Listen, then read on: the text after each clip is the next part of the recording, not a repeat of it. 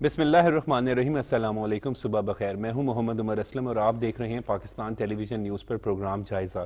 Programme جائزہ میں آج کی اچھی بات، زندگی بہت مصروف ہو چکی ہے، ہر شخص ہی بہت زیادہ مصروف ہے، اور اس نفسا نفسی کے دور میں جہاں مصروفیت بھری زندگی گزار رہے ہیں وہاں کوشش کریں کہ کم از کم ایک وقت کا کھانا اپنے گھر والوں کے ساتھ کھائیں اور اس وقت موبائل فون بالکل استعمال نہ کریں۔ پروگرام جائزہ میں جن خبروں پر ڈسکشن کی جائے گی وہ آپ سے شیئر کر لیتے ہیں۔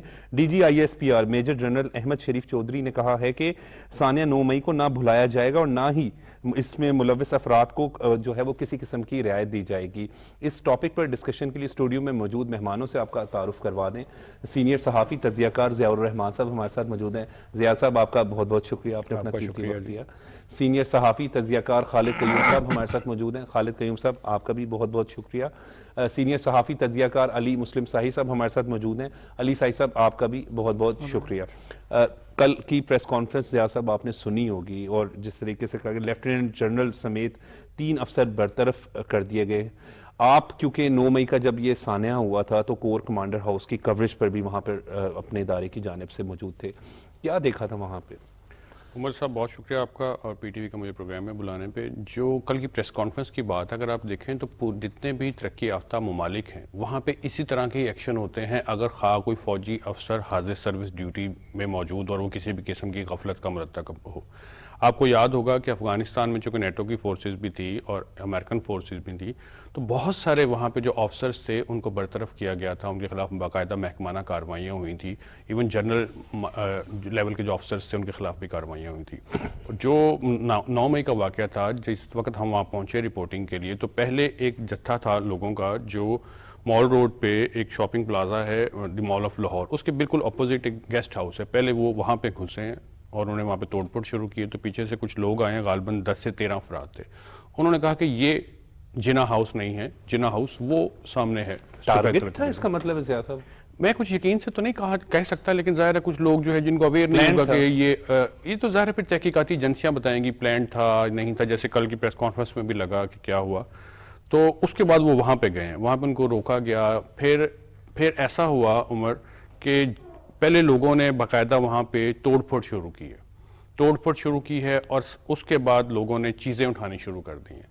ساتھ ہی ساتھ جو ہیومنلی پاسبل تھا، جو چیز اٹھائی جا سکتی تھی وہ لوگوں نے اٹھائی ہے۔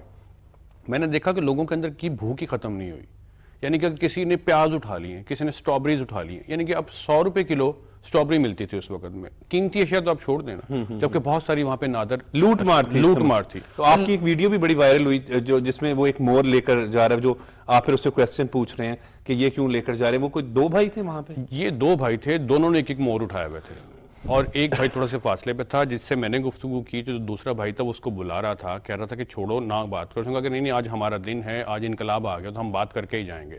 اس لیے پھر اس نے مجھ سے بات کی، میں نے پھر جاتے ہوئے اس سے پوچھا کہ مور کا کیا کرو گے؟ انہوں نے کہا کہ ہم اس کو بیچ دیں گے۔ وہ بعد میں نے ظاہر وہ بندہ پکڑا گیا۔ اس دن کا میں آپ کو حوال یہ بتا رہا تھا کہ عام آدمی جو مڈل کلاس سے تعلق تھا وہ تو تھا، کچھ اشرافیہ کے لوگ بھی ایسے تھے جو جنا ہاؤس کے اندر جو ہے لوٹ مار میں شریک تھے، جس کے ہاتھ جو چیز آئی وہ اٹھائی گئی۔ ہیومنلی پاسبل ہے کہ آپ ایک سیٹ چیئر اٹھا سکتے ہیں تو وہ اٹھا لی گئی، جو نہیں اٹھائی گئی وہ توڑ دی گئی، وہ جلا دی گئی باقاعدہ۔ ایون وہاں پہ جو نادر اشیاء تھی، جیسے کوئی قیمتی گھڑی تھی یا قائد اعظم کو کوئی پاسپورٹ تھا یا قائد اعظم سے ریلیٹڈ کوئی چیز تھی، کیونکہ جنا ہاؤس ان کا تھا، یہ 5.25 ایکڑ کا اس کا رقبہ ہے اور یہ ملٹری رائل ملٹری کے وقت سے ہی چلا آ رہا ہے۔ بہت ساری چیزیں وہاں پہ قیمتی تھیں۔ ایون کور کمانڈر صاحب جو اس وقت تھے جن کے خلاف غالباً اب کاروائی بھی بلکہ یقیناً کاروائی بھی شروع ہو چکی ہے، ان کی بہت ساری چیزیں تھیں، ان کی فیملی کی بہت ساری چیزیں تھیں، کئی خوبصورت گھڑیاں تھیں، کتابیں تھیں، بریف کیس تھے، آرمی کے سوینئرز تھے۔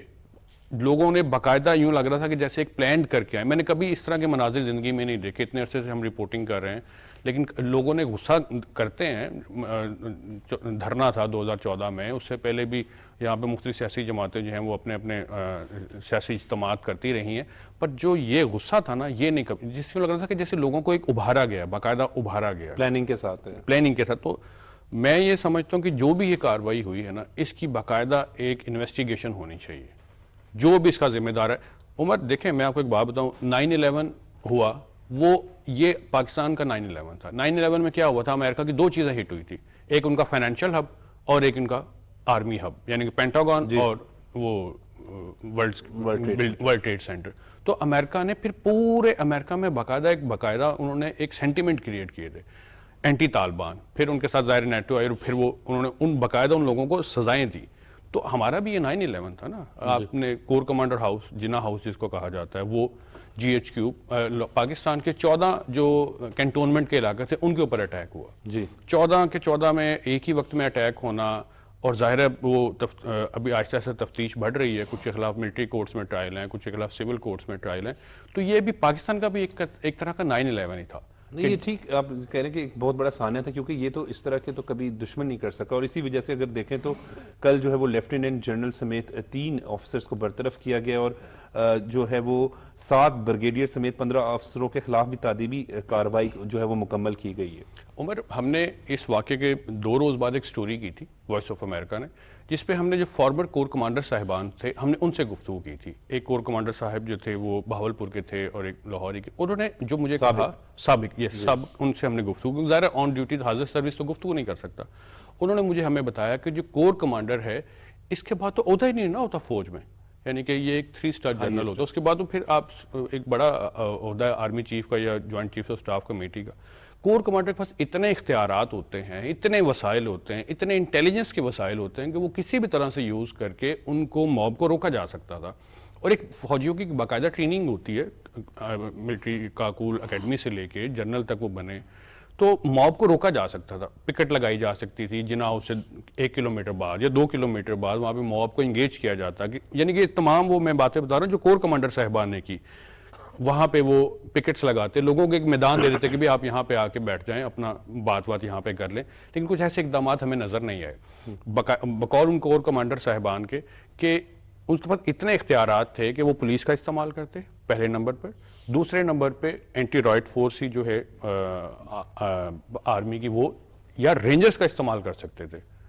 یہ ایک بڑی اچھی بات انہوں نے کہی کہ ٹھیک ہے انہوں نے گولی نہیں چلائی, لیکن بقول کور کمانڈر صاحبان کے ہر مسئلے کا حل گولی نہیں ہوتا, لوگوں کو آپ نے روکنا ہوتا ہے. آپ کی تربیت اس طرح کی ہے کہ آپ نے ایک صورتحال کو ہینڈل کیسے کرنا ہے. تو یہی وجہ کہ جیسے کل وہ ISPR صاحب نے کہا, DG ISPR صاحب نے, کہ ان کے خلاف باقاعدہ کارروائی ہوئی ہے.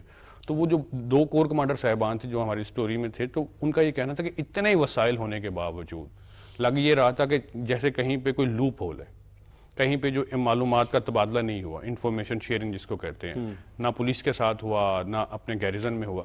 اور پھر آپ دیکھیں کہ جس طرح سے موب تھا, جناح ہاؤس سے ہارڈلی 1.5 سے 2 کلومیٹر بعد جو ہے وہ CMH ہے. اگر موب CMH کا رخ کر لیتا. ضیاء صاحب, آپ نے کیونکہ کور بھی کیا, میں نے بھی وہاں پہ کیا تھا, CST کو جس طریقے سے تباہ و برباد کیا وہ آپ نے دیکھے؟ جی وہ بھی ہوا. اب پہلے تو اب وہاں جلاؤ گراؤ ہوا. اب جیسے ہی میں آپ کو, اگر میں جیسے ہم جناح ہاؤس کے اندر انٹر ہوتے ہیں تو لیفٹ سائڈ پہ 2 گاڑیاں کھڑی تھی. سب سے پہلے وہ 2 گاڑیاں جو ہے وہ توڑی گئی ہیں. اس کے بعد لوگ جناح ہاؤس کے اندر گئے ہیں, جو باہر ان کا لان تھا اس میں گملوں کو توڑا, لوگوں نے وہاں پہ سیلفیاں بنانی شروع کر دی. پھر جناح ہاؤس کے اندر گئے جو ریزیڈینشیل ایریا تھا, ایک کمرے میں, خواہ وہ لیونگ روم تھا, بیڈ روم تھا, ڈرائنگ روم تھا, کچن تھا, ایک کمرے میں باقاعدہ لوگ گئے, وہاں پہ توڑا, جلاؤ گھراؤ کیا. پھر پچھلے حصے پہ سوئمنگ پول تھا, جس کے ہاتھ جو آیا لوٹ مار کے بازار گرم کی, اور یہ سلسلہ رہا رات تک. اس کے بعد لوگ جو ہے وہ CSD کی طرف آ گئے. جی بالکل, وہ اس کا بھی بہت بری طریقے سے توڑا.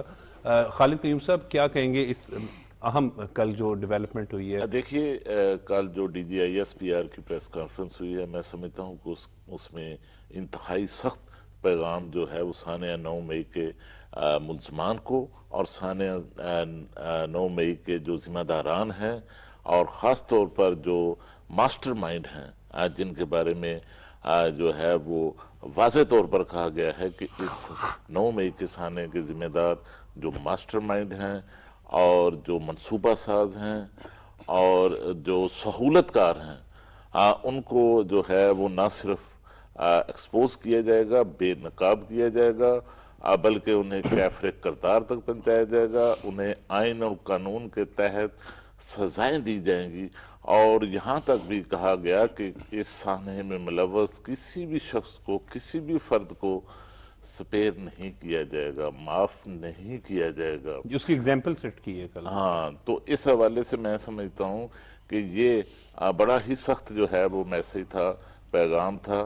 اور اس میں دیکھیے کہ جو 9 مئی کو جو سانحہ ہوا کہ اس کی اگر آپ کارروائیاں دیکھیں تو 200 جو فوجی مقامات ہیں وہاں پر شرپسندوں نے کارروائیاں کی، اور یہ باقاعدہ ایک طے شدہ منصوبے کے تحت جو ہے ان مقامات کا چناؤ کیا گیا، اور چن کر جو فوجی مقامات ہیں وہاں پر احتجاج اور توڑ پھوڑ کے منصوبے بنائے گئے۔ اور اب دیکھیے کہ اس وقت جو ہے وہ 102 جو ملزمان ہیں 9 مئی کے سانحے کے حوالے سے، ان کے کیسز جو ہیں، ان کے ٹرائل جو ہیں وہ فوجی عدالتوں میں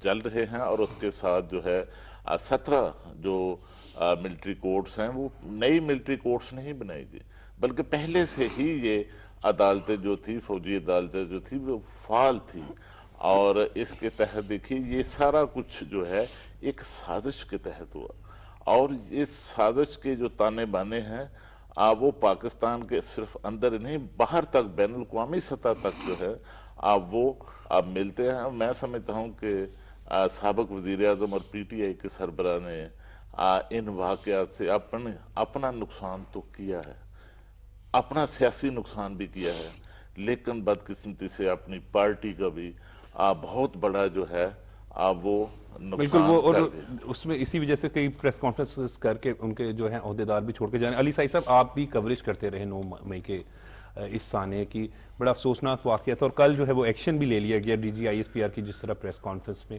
کہا گیا۔ جی عمر بھائی، بہت شکریہ آپ کا۔ دیکھیں جس طرح یہ کل ایک پریس کانفرنس میں انہوں نے ساری چیزیں واضح کر دی کہ ہم نے اپنے بڑوں کے خلاف کتنا بڑا ایکشن لیا ہے، ان کو نوکری سے برخاست کر دیا گیا ہے، اور لیفٹیننٹ جنرل رینک کے افسران جو تھے وہ بھی اس میں شامل تھے، اور بہت سارے لوگوں کے خلاف تادیبی کارروائی بھی ہوئی ہے۔ تو دیکھنے والی بات یہ ہے کہ یہ ایک واضح میسیج ہے کہ وہ لوگ جو یہ سوچ رہے ہیں کہ آنے والے دنوں میں کوئی ریلیکسیشن ہوگی تو وہ بھول جائیں، چونکہ چونکہ پولیس کو کور کرتا ہوں تو وہاں پہ اگر کوئی ایڈیشنل آئی جی رینک کا افسر کسی جگہ سے فارغ کروایا جائے گا یا ڈی آئی جی رینک کے افسران پہ، تو اس کا مطلب ہے کہ وہ دوسرے لوگوں کو کسی صورت میں معاف نہیں کریں گے۔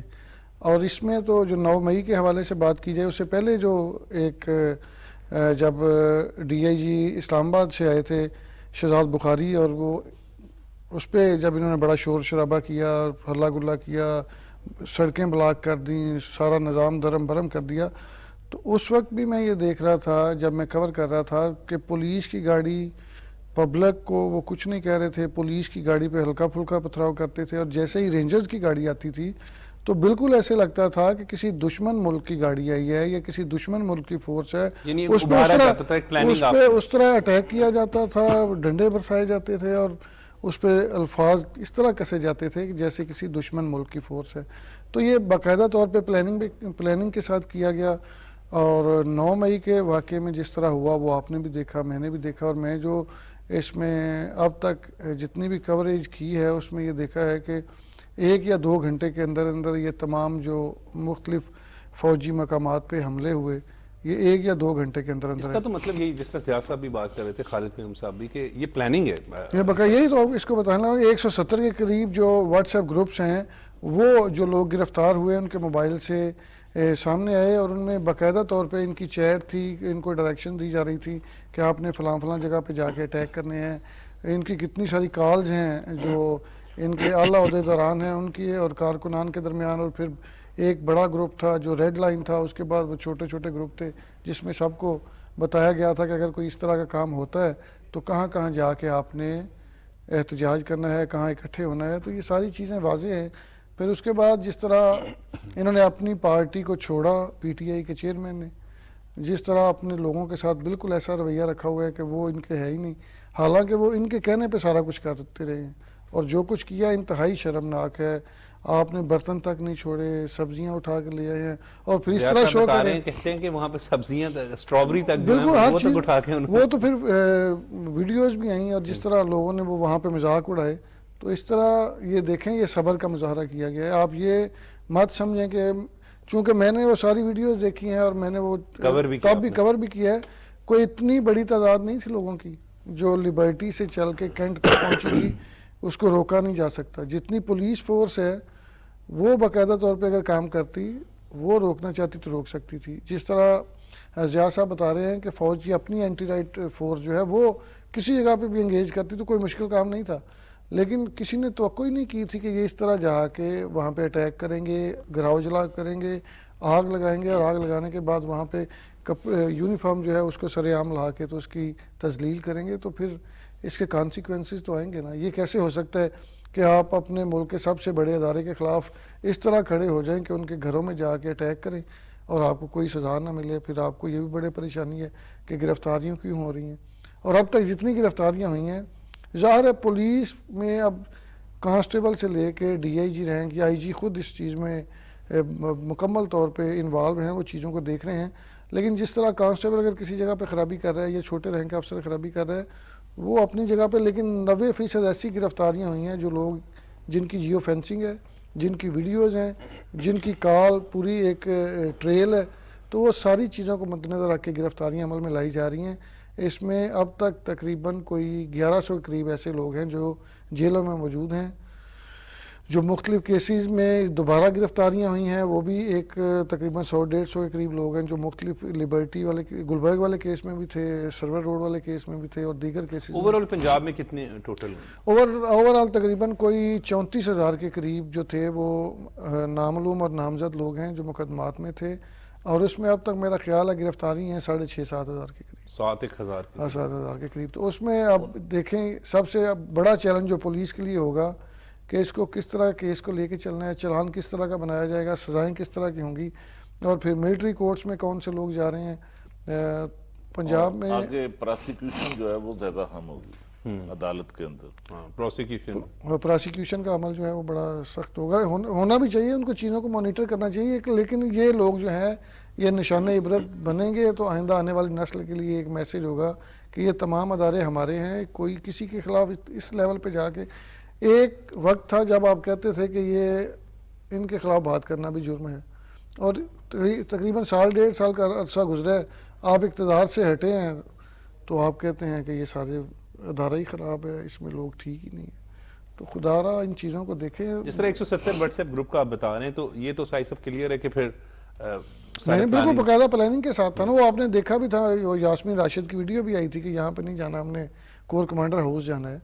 تو یہ سارے ملک میں جس طرح انہوں نے احتجاج کیا اور ریڈ لائن اپنی جب ان کی کراس ہوئی، چاہے اس کے خلاف درجنوں مقدمات تھے، یہ عجیب سا ایک کلچر ہے، ایک عجیب سا کلچر ہے کہ آپ وقت دے رہے ہیں جی آپ آ جائیں آپ کی بھیل کے لیے 1-2 دن۔ میں تو زندگی میں پہلی دفعہ دیکھا، مجھے بھی عرصہ ہو گیا کوریج کرتے ہوئے، کبھی کوئی جتنا مرضی طاقتور ملزم ہوتا ہے اس کو کورٹ اس طرح پروٹوکول نہیں دیتی، لیکن چلے جو بھی ہوا وہ اپنی جگہ پہ۔ لیکن اب ایکشن ہونا شروع ہو گیا۔ زیاد صاحب آپ نے کیونکہ کور بھی کیا تھا، اور وہ میں پھر اسی ویڈیو کا اس لیے ذکر کرتا ہوں کیونکہ وہ وائرل بڑی ہوئی تھی، وہ جو آپ موڑ لے کر جا رہے تھے، اور اس کا مطلب جو بظاہر دکھائی دے رہا ہے کیونکہ آپ اس وقت زمان پارک کھڑے ہوئے تھے، اس کے بعد آپ موو ہوئے وہاں پر جو ہے کور کمانڈر ہاؤس کی کوریج کے لیے، تو یہ تو جس طرح علی سائی صاحب بھی بتا رہے ہیں، خالد قیوم صاحب بھی ذکر کر رہے ہیں، یہ سارے پلاننگ کا ایک حصہ دکھائی دے رہا تھا۔ اور D G I S P R نے کل جو ایک پریس کانفرنس میں ایک اور بات کی، انہوں نے کہا ہے کہ وطن عزیز کو مستحکم اور دائمی امن کا گہوارہ بنائیں گے۔ یہ ایک اچھا میسج ہے کہ امن کے لیے جو ان کی اپنی ہماری پاک فوج کی جو کاوشیں ہیں اور ایک عوام سے جو محبت کا رشتہ ہے پاک فوج کا، وہ ہمیشہ سے ہی قائم ہے۔ یہ ایک سازش اس میں بھی دکھائی دیتی ہے کہ بد زن کرنے کی کوشش بھی کی گئی۔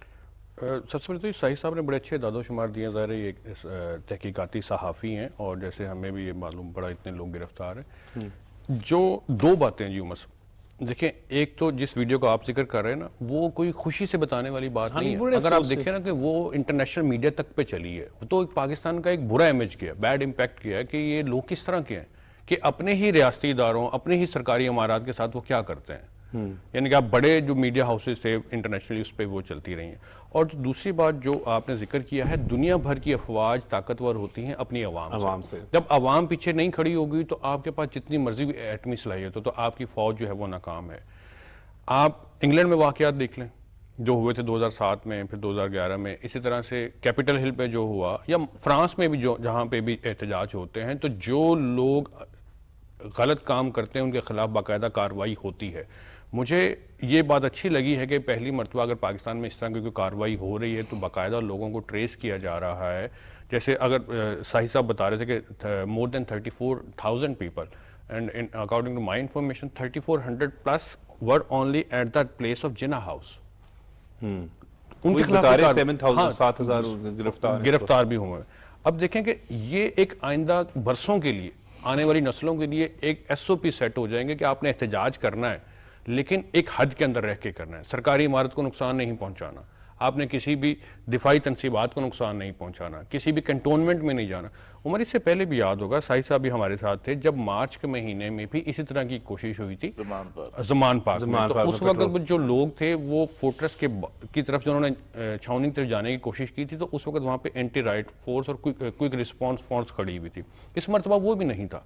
तो ये एक बड़ा अच्छा पैरामीटर सेट हो जाएगा। देखें, लेफ्टिनेंट जनरल का ओहदा एक बहुत बड़ा ओहदा होता है, उनके खिलाफ कार्रवाई। इससे ये लगता है कि फौज के अंदर जो एहतसाब होता है वो बिला तफरीक होता है, उसमें जो बड़ा है वो भी कानून के सामने बराबर है, जो छोटा है वो भी कानून के सामने बराबर है।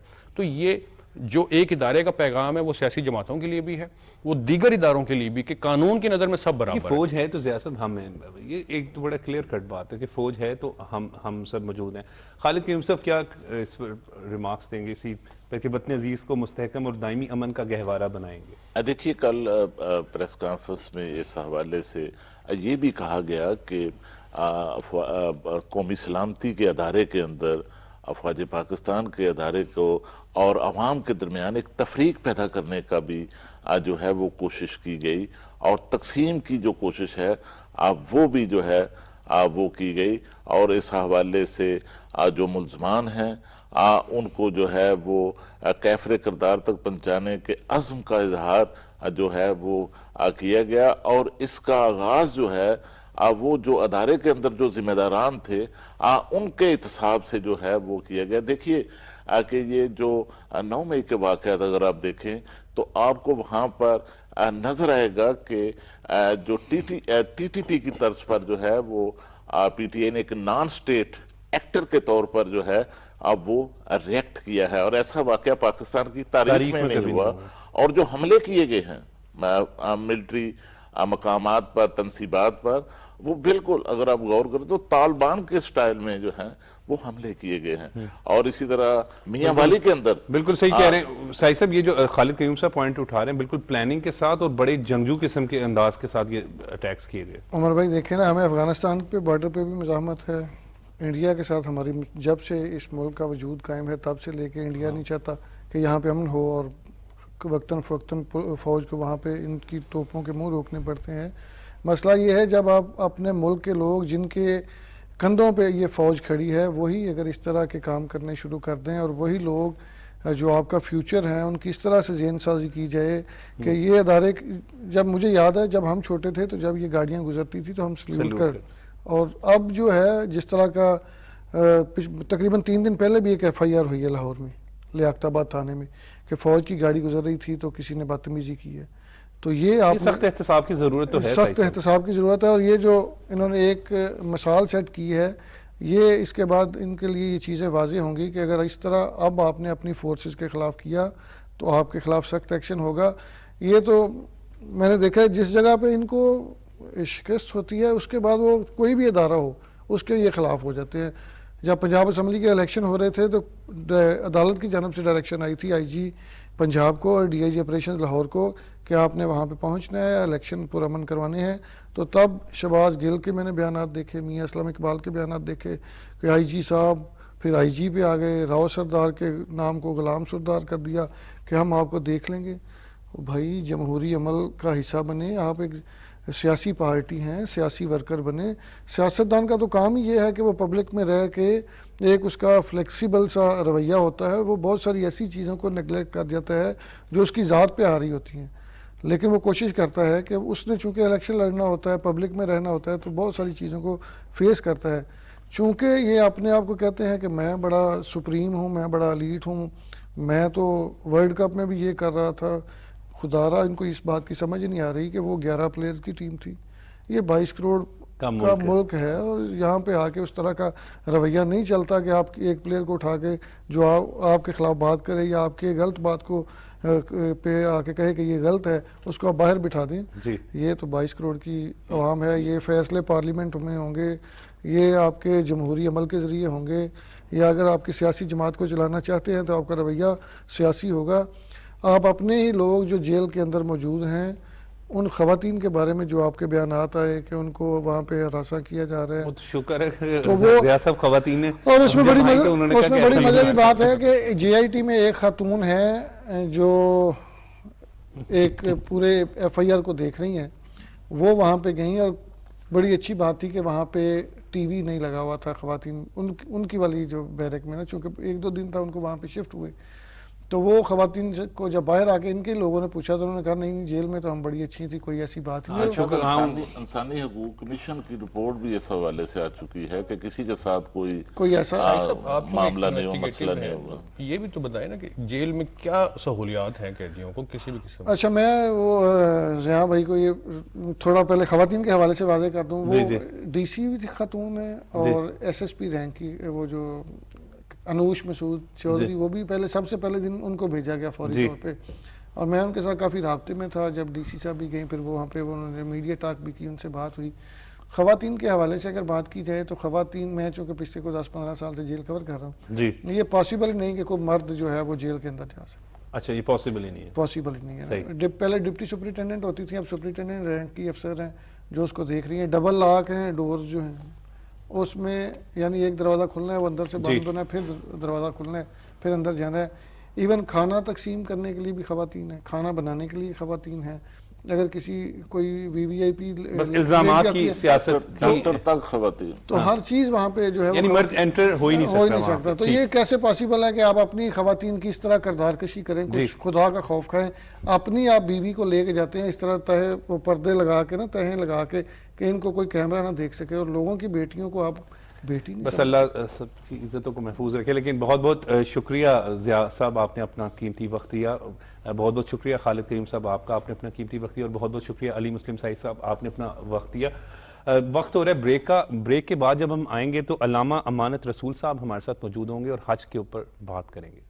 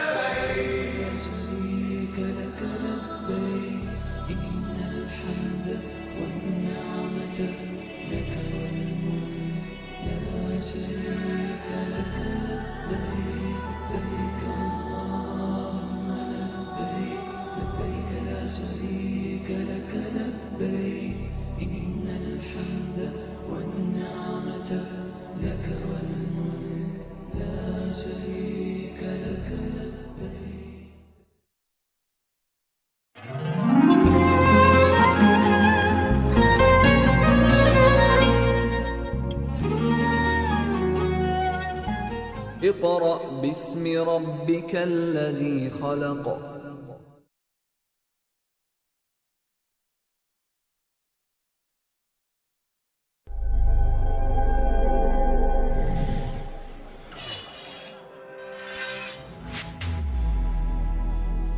توانائی بچائیں، معیشت کی توانائی بڑھائیں۔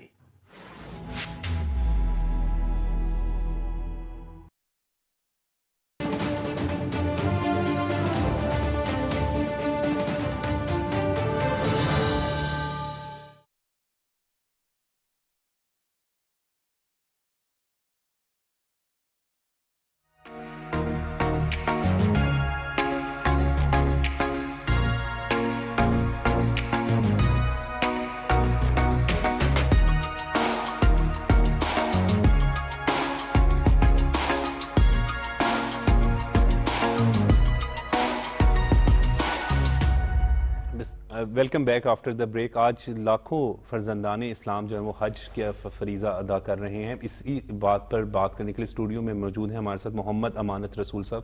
محمد امانت رسول صاحب، سب سے پہلے تو آپ کا بہت بہت شکریہ، آپ نے اپنا قیمتی وقت دیا۔ بہت شکریہ آپ کا۔ آج بڑی لاکھوں کی تعداد میں جو ہیں وہ فرزندان اسلام حج کا فریضہ ادا کر رہے ہیں۔ جی بالکل، آج چونکہ 9 ذوالحج ہے وہاں پر، جی تو ہمارے مسلمان بھائی جو مختلف ممالک سے، اسلامی ممالک ہیں یا غیر اسلامی مسلم یا غیر مسلم ممالک، سب سے بہت بڑی تعداد مسلمانوں کی وہاں پر جاتی ہے اور حج ادا کرتی ہے۔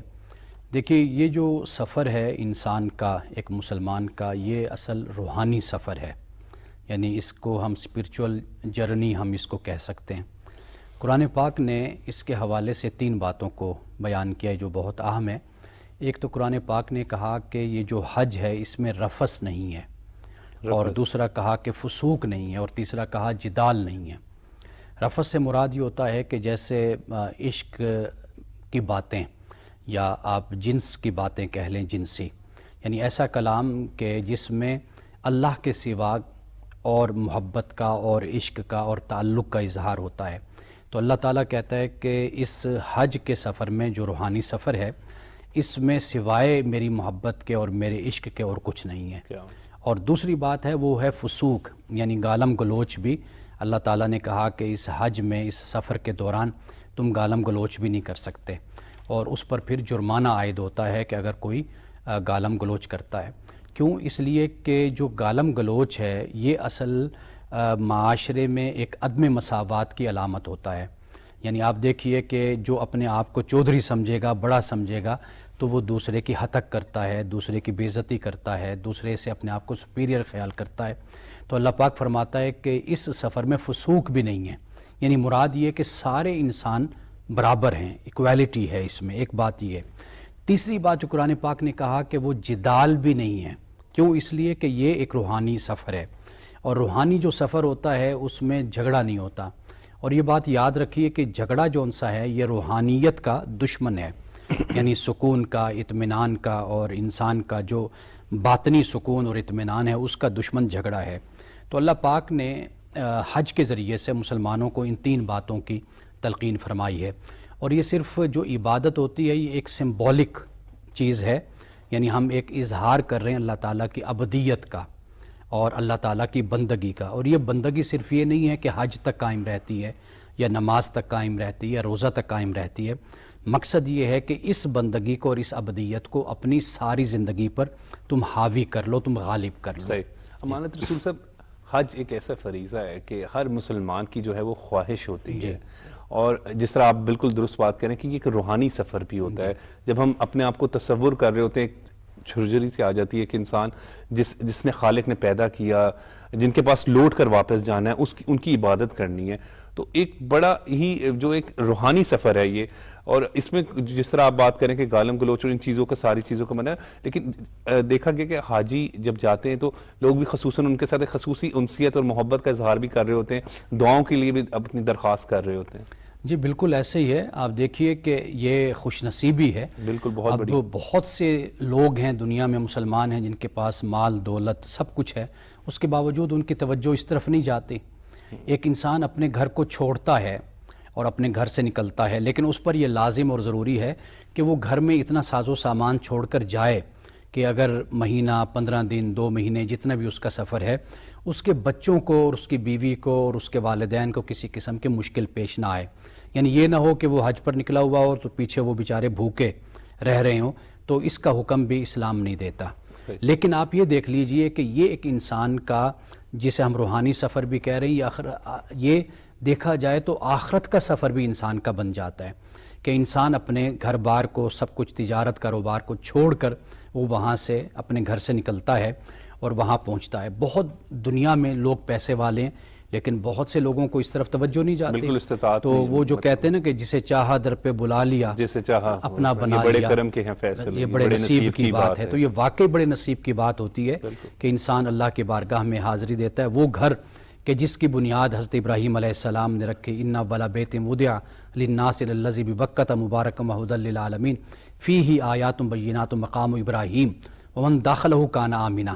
تو قرآن پاک اس بات کو بیان کرتا ہے کہ حضرت ابراہیم علیہ السلام نے اس گھر کی بنیاد رکھی، وہاں پر مقام ابراہیم ہے، حضرت ہاجرہ کی نشانیاں ہیں، حضرت اسماعیل کی نشانیاں ہیں، اس کے علاوہ رسول اللہ صلی اللہ علیہ وسلم کی وہاں پر نشانیاں اور وہاں پر ایک تاریخ موجود ہے۔ تو ایک والہانہ محبت اور عقیدت ہے مسلمانوں کو. تو اس لیے جب وہاں پر جانے والے جاتے ہیں تو یہاں سے ان کو گزارش کی جاتی ہے, کہا جاتا ہے کہ ہمارے لیے بھی وہاں دعا کیجیے. اور سب سے جو یعنی بڑی باتوں میں سے ایک بڑی بات یہ بھی ہے کہ ایک مسلمان رسول اللہ صلی اللہ علیہ وسلم کی بارگاہ میں بھی حاضری دیتا ہے. یعنی ساری زندگی وہ کتابوں میں پڑھتا ہے, اپنے علماء سے سنتا ہے, فقہاء سے سنتا ہے, محدثین سے حدیثیں سنتا ہے, لیکن جب وہ خود اپنی آنکھوں سے دیکھتا ہے تو اس کی جو کیفیت ہوتی ہے اور جو روحانی طور پر اس کو جو اطمینان اور سکون نصیب ہوتا ہے وہ کہیں پر بھی اس کو نصیب نہیں ہوتا.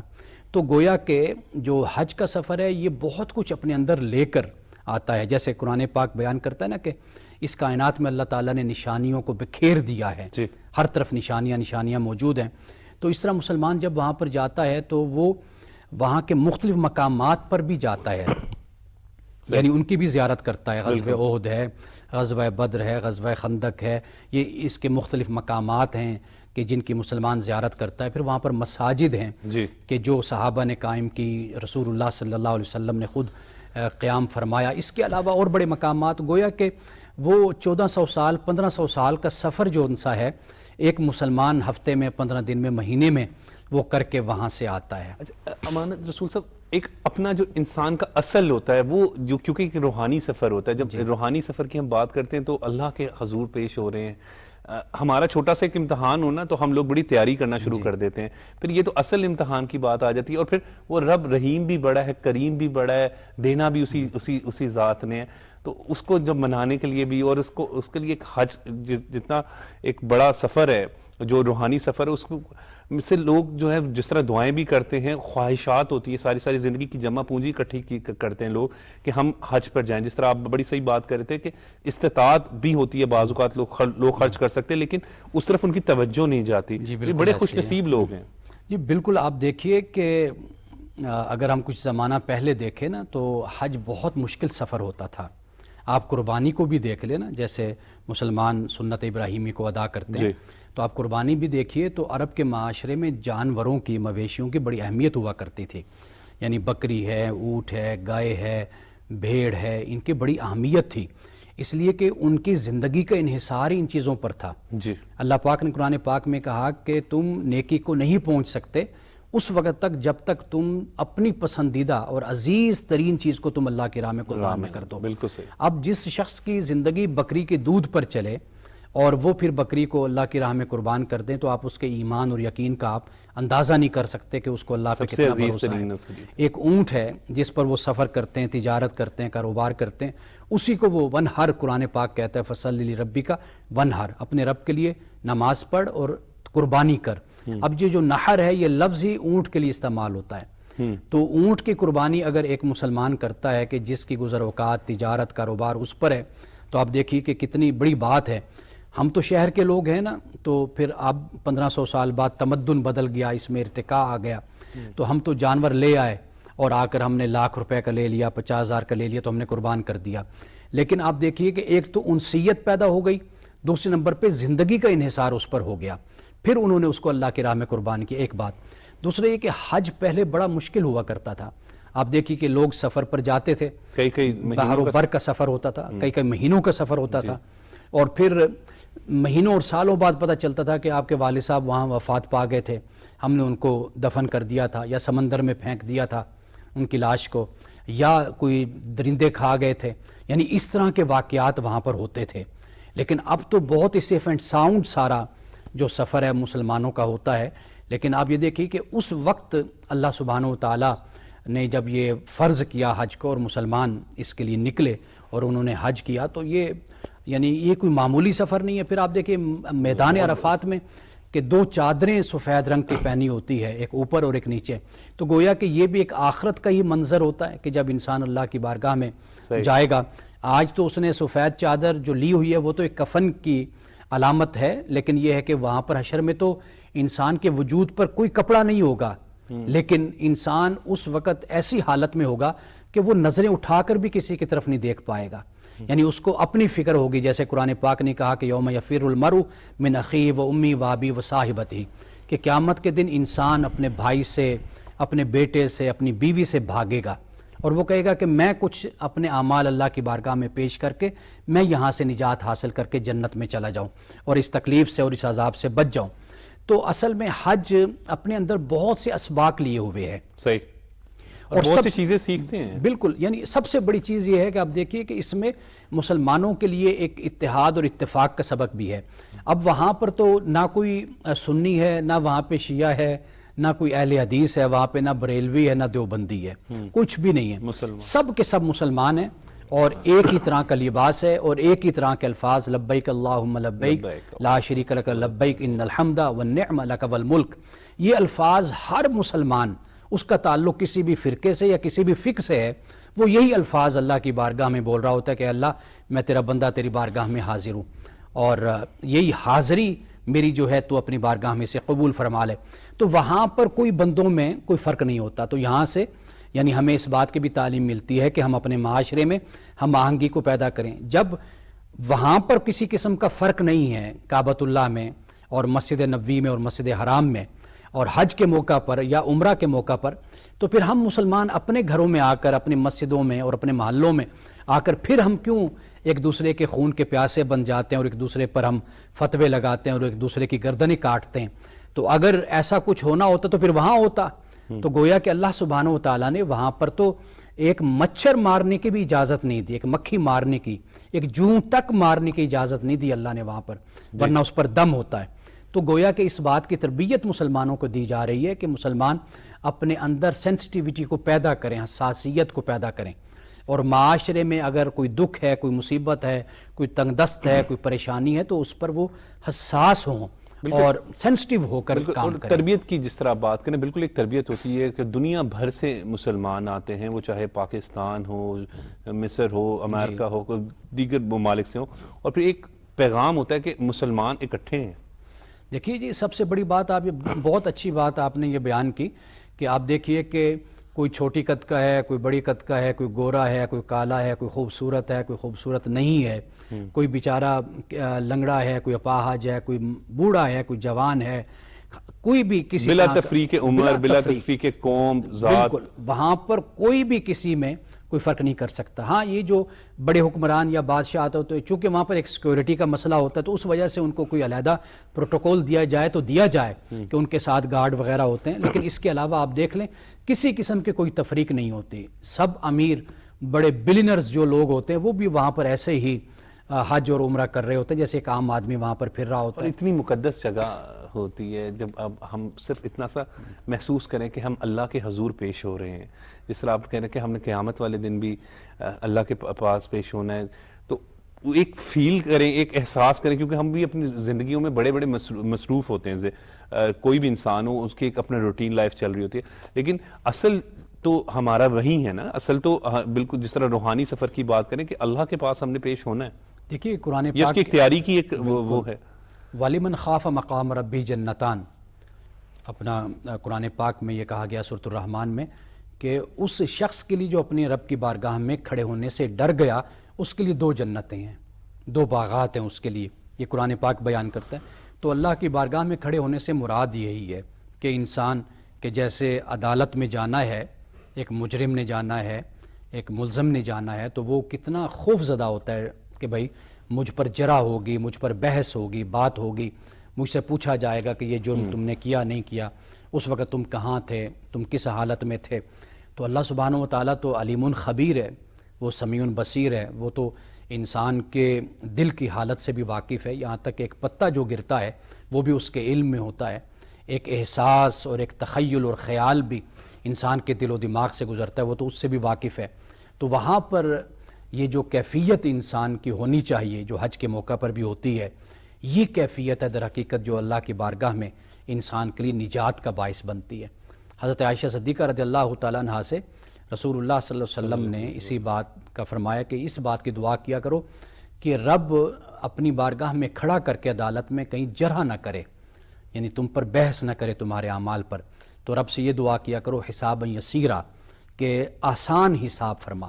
ایک حساب تو ہوتا ہے نا کہ جیسے آپ کا ملازم ہے تو آپ اسے کہتے ہیں کہ 1 پائی کا حساب دو، بے شک وہ بیچارہ بڑا ایمانداری سے چلتا ہے، لیکن کبھی کوئی چٹ آگے پیچھے بھی ہو جاتی ہے، انسان بھول بھی جاتا ہے، 10,000 کا حساب نہیں دے پاتا. ایک تو یہ طریقہ ہوتا ہے کہ آپ ایک ایک پائی کا حساب لیں. وہ بیچارہ گھبرا گیا کہ جب آپ نے اس سے ایک ایک پائی کا حساب لیا. صحیح، بالکل آپ صحیح. کہتے ہیں چلو موٹا موٹا حساب دکھا دو کیا ہو گیا کیا نہیں ہوا, ٹھیک ہے جاؤ. تو آپ دیکھیں کہ اگر اللہ تعالیٰ اس طرح بندے سے حساب لے گا قیامت کے دن تو وہ کامیاب ہو گیا. اور اگر اس نے بندے کو کھڑا کر لیا اپنے آگے تو بس اور پھر جرا شروع ہوگی تو پھر بہت مشکل ہے انسان کے لیے. پھر مکہ میں ہم جب دیکھتے ہیں تو اللہ تعالیٰ کا جلال ہمیں دکھائی دیتا ہے. جی. مدینہ حضور پاک صلی اللہ علیہ وآلہ وسلم کے وہاں پر سے گزرے, وہاں ان کا شہر, ان کی محبت, اور جو لوگ وہاں پہ گئے ہیں وہ جانتے ہیں اور دیکھتے ہیں کہ محسوس ہوتا ہے کہ ہم حضور پاک صلی اللہ علیہ وآلہ وسلم کے شہر میں آئے ہوئے ہیں. دیکھیے وہ جو کہتے ہیں کہ مکہ میں جلال ہے اور مدینہ میں جمال ہے, جمال ہے. یعنی آپ واقعی دیکھیں وہ جو مکہ ہے, مسجد حرام ہے, کعبۃ اللہ ہے, وہ خدا کا گھر ہے. تو خدا کی ذات بلند و برتر ہے, اعلیٰ ہے, تو اس کا وہ ذوالجلال والاکرام ہے, جلال اور اکرام والا ہے. تو وہاں پر اس کی جھلک اور اس کا وہی ماحول وہاں پر نظر آتا ہے. اور جب رسول اللہ صلی اللہ علیہ وسلم کی بارگاہ میں انسان حاضری دیتا ہے تو وہاں پر جمال نظر آتا ہے. یعنی آپ کہہ لیجئے کہ نرمی ہوتی ہے وہاں پر. ایک جیسے رسول اللہ صلی اللہ علیہ وسلم کو رؤوف الرحیم کہا گیا کہ وہاں پر ایک رحمت نظر آتی ہے. وہ ایسے لگتا ہے آداب کا بھی بڑا خیال رکھنا پڑتا جی ہے سر. آداب تو قرآن پاک نے سورۃ الحجرات میں اس کو بیان کر دیا ہے. قرآن نے کہا ہے کہ اگر تمہاری آواز بھی اونچی ہوئی تو تمہاری زندگی بھر کی جمع پونجی ضائع ہو گئی. تو آپ علیہ السلام کی بارگاہ میں آواز کو پست رکھنا چاہیے, اپنے سر کو جھکا کے رکھنا چاہیے, اپنی نگاہوں کو جھکا کے رکھنا چاہیے. اس لیے کہ یہ وہ بارگاہ ہے کہ کہتے ہیں کہ جہاں پر جبریل بھی بغیر اجازت کے حاضر نہیں ہوتا تھا. تو وہاں پر اس کے تو آداب پھر خود قرآن نے ہم سکھائے. اللہ تعالیٰ نے سورۃ الحجرات میں باقاعدہ طور پہ مسلمانوں سے کہا کہ تمہاری آواز رسول اللہ صلی اللہ علیہ وسلم کی آواز سے بلند نہ ہونے پائے. اور یہ بھی فرمایا کہ رسول اللہ سے اس طرح نہ بات کیا کرو جیسے تم آپس میں بیٹھ کر بات کرتے ہو. تو فرمایا کہ جن لوگوں نے اپنی آوازوں کو پست رکھا اللہ تعالیٰ نے انہی لوگوں کے دلوں کو تقویٰ کے لیے چن لیا ہے. تو تقویٰ یہی ہے, یہ بہت بڑی دولت ہے جو اللہ کی طرف سے ایک مسلمان کو عطا ہوتی ہے. تو رسول اللہ صلی اللہ علیہ وسلم کی بارگاہ میں حاضری وہ پورے ادب اور احترام کے ساتھ ہے. اور اللہ تعالیٰ کی بارگاہ میں جو حاضری ہے وہاں پر بھی ادب اور احترام ہے اور عبادت ہے اور توجہ ہے. اور ایک خاص بات جو یہاں پہ میں بیان کرنا چاہوں گا وہ یہ ہے کہ طواف, ہم ہر طرح کی عبادت یہاں پر آ کر کر سکتے ہیں. یعنی ہم 5 وقت نماز بھی یہاں پڑھتے ہیں تو وہاں پر تو پڑھنی ہے, تو نفل بھی یہاں پر ہم پڑھ سکتے ہیں, ہر طرح کی عبادت کر سکتے ہیں. لیکن جو طواف ہے اور جو سعی ہے یہ وہ عبادت ہے کہ جو ہم یہاں پر پاکستان میں اپنے ملکوں میں آ کر نہیں کر سکتے. تو اس لیے وہاں کے رہنے والے یا وہاں پر جو جاتے ہیں مسلمان حج کے موقع پر جاتے ہیں تو ان کو جتنا بھی موقع ملے یا عمرہ کرتے ہیں تو وہ زیادہ سے زیادہ طواف کیا کریں, کیونکہ بیت اللہ وہیں پر ہی موجود ہے. صحیح. 5 وقت نماز وہاں پر فرض ہے, یہاں پر فرض ہے. نفل وہاں پر بھی پڑھ سکتے ہیں, یہاں پر بھی پڑھ سکتے ہیں. قرآن کی تلاوت وہاں بھی ہو سکتی ہے, قرآن کی تلاوت یہاں پر بھی ہو سکتی ہے. لیکن طواف یہاں پر نہیں ہو سکتا, طواف صرف وہاں پر ہو سکتا ہے. تو اس لیے بجائے اس کے کہ اور عبادات جو ہم یہاں پہ کر سکتے ہیں تو اس کا درجہ اگرچہ وہاں پر بہت زیادہ ہے, لیکن طواف ایسی عبادت ہے کہ جو ہم یہاں پر نہیں کر سکتے. بالکل. اور ہم حج پہ بات کریں تو وہ کعبے کا منظر, کعبے کی رونق, اللہ اکبر اللہ اکبر, وہ منظر ہی اتنے روحانی ہوتے ہیں اور انسان جس میں اپنے آپ کو محسوس کرتا ہے. پھر حضرت محمد مصطفیٰ صلی اللہ علیہ وآلہ وسلم کے اگر در پر حاضری دیں جا کے مدینہ منورہ میں تو ایک بڑا خوبصورت سفر ہے, یہ روحانی سفر ہے. دیکھیے جو پہلی نظر ہے نا, یہ ہر مسلمان اس کیفیت سے گزرتا ہے, میں بھی اس کیفیت سے گزرا ہوں کہ جب مسجد حرام کے جو ستون ہیں ان میں سے تھوڑا تھوڑا جب آپ کو بیت اللہ نظر آتا ہے اور جو کیفیت اس وقت آپ پر طاری ہوتی ہے, جیسے رسول اللہ صلی اللہ علیہ وسلم نے فرمایا نا کہ پہلی نظر جس کی کعبۃ اللہ پہ پڑی تو اس وقت اس نے جو دعا کی تو اللہ تعالیٰ نے اس دعا کو قبول کیا. یعنی وہ دعا قبول ہوتی ہے جو پہلی نظر انسان کی کعبۃ اللہ پہ پڑتی ہے. لیکن معاملہ یہ ہے کہ جب کعبۃ اللہ پہ پہلی نظر پڑتی ہے تو انسان اپنے ہوش و حواس سے کھو بیٹھتا ہے. تو اس وقت وہ کیسے یعنی اس حالت میں اور نارمل حالت میں ہو کہ وہ دعا کرے. یعنی جب میں حاضری کے لیے وہاں پہنچا, میں نے حاضری دی, تو پہلی نظر جب مسجد حرام کے جیسے جیسے میں آگے بڑھتا گیا اور ستونوں میں سے جیسے تھوڑا تھوڑا مجھے بیت اللہ نظر آتا گیا تو دل کی دھڑکن ساتھ ساتھ تیز ہوتی گئی اور ایسی کیفیت طاری ہوئی کہ مجھے اس وقت ہوش نہیں انسان کہ میں نے ہوش کوئی میں نہیں مانگنا رہتا، بھی اللہ ہے کے تو دعا حضور- بھی میں نے کرنی ہے. صحیح، بالکل درست. تو یہ کیفیت انسان کی اس وقت ہوتی ہے. لیکن بہرحال جو اس وقت بھی ہوش و حواس میں رہ کر کچھ مانگ لیتے ہیں تو وہ واقعی اللہ سبحانہ و تعالیٰ ان کو لیکن جو عطا نہیں کرنے بھی والا. مانگتے اللہ تعالیٰ انہیں بھی بڑا دے دیتے، کیونکہ اس وقت انسان اپنے باقی ہوش و حواس میں نہیں ہوتا. لیکن اللہ کو ہمارا رونا بھی بڑا پسند ہے، دیکھیے دعا وہ جو- ہمارے دلوں کے حال جانتے جی، ہیں. دعا کے لیے ہاتھ اٹھنا ضروری نہیں ہوتے، صحیح، بالکل اس لیے کہ دل کے بھی تو ہاتھ ہے نا، دل صحیح. باطن بھی تو ہے نا. انسان کا جو مانگنا ہوتا ہے وہ ہاتھ اٹھنے کا محتاج نہیں ہوتا. تو انسان اپنے دل سے بھی ہر وقت اپنے خدا سے مانگتا اور التجا کرتا جی رہے. بہت بہت شکریہ امانت رسول صاحب، آپ بڑی خوبصورت باتیں کر رہے تھے اور یقین کریں آج کیونکہ حج بھی ہے، یہ بڑے کرم کے ہیں فیصلے، یہ بڑے نصیب کی بات ہے. ہمیں ملک کی سلامتی اور استحکام کے لیے بھی آج جو ہے وہ خصوصی طور پر دعا کرنی چاہیے. آج کے پروگرام کے لیے بس اتنا ہی، مجھے اجازت دیں اور دیکھتے رہیں پاکستان ٹیلی ویژن نیوز.